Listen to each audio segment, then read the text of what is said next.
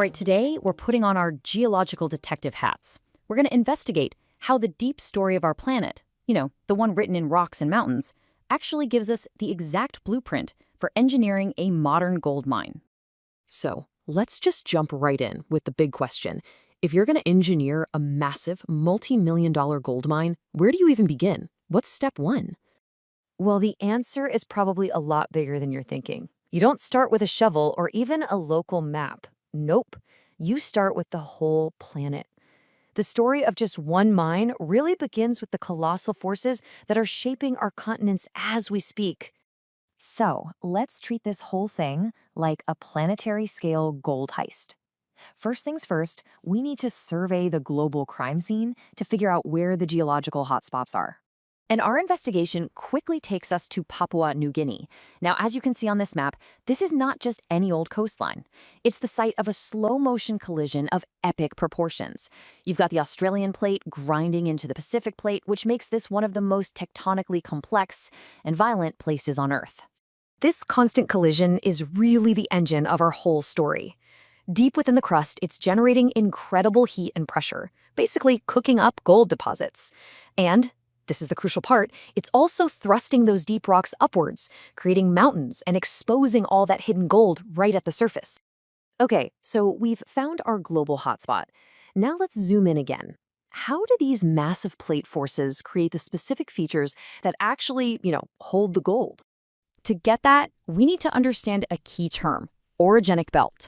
I know, it sounds super technical, right? But it's really just a geologist's way of saying a massive mountain building zone.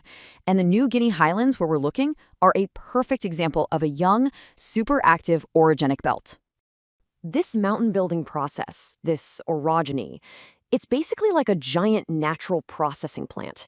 The rapid uplift creates these really steep mountains, which speeds up erosion like crazy.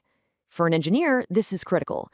It means nature is already doing the first step of the work, breaking down all that gold-bearing rock and washing it into rivers. So the gold has been liberated from the mountains. But where does it end up? For that, we've got to zoom in one last time down to the local hideout where all the gold accumulates, a place called the Bena Basin. Now, the gold that's washing into this basin isn't from just one single source. It's more like a cocktail of different types. As you can see here, you've got gold from orogenic veins, from intrusive systems, and a whole lot more. And this is key for the engineers, because knowing the types of gold sources helps them predict the size and shape of the gold particles they'll need to find and recover. Okay, so we've got our gold sources, all broken up and ready to move. Now we just need a transport system. We need a getaway car to carry the loot. The rivers are our getaway cars washing the gold downstream. But here's the absolute key.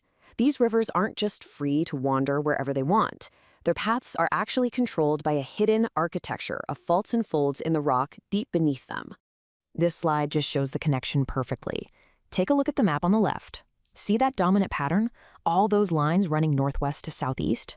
Those are the faults and folds. That's the invisible architecture. Now, look at the diagram on the right. This shows what happens next. The rivers, forced to follow those geological channels, eventually slow down and drop their heaviest cargo. And what's the heaviest cargo? Gold. And this collection of gold, dropped by the river, has a name, a placer deposit. This is the treasure. It's not some big vein of gold in hard rock. It's a concentration of gold particles spread out in ancient and modern river gravels.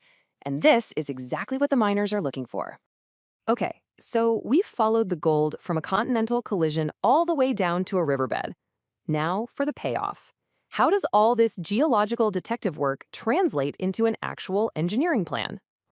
This quote from the source material really says it all. The geology isn't just some background information, it is the absolute foundation for the entire mining model. It dictates every single major decision the engineers have to make before they even think about breaking ground. So here it is, the engineer's action plan, built directly from the geology.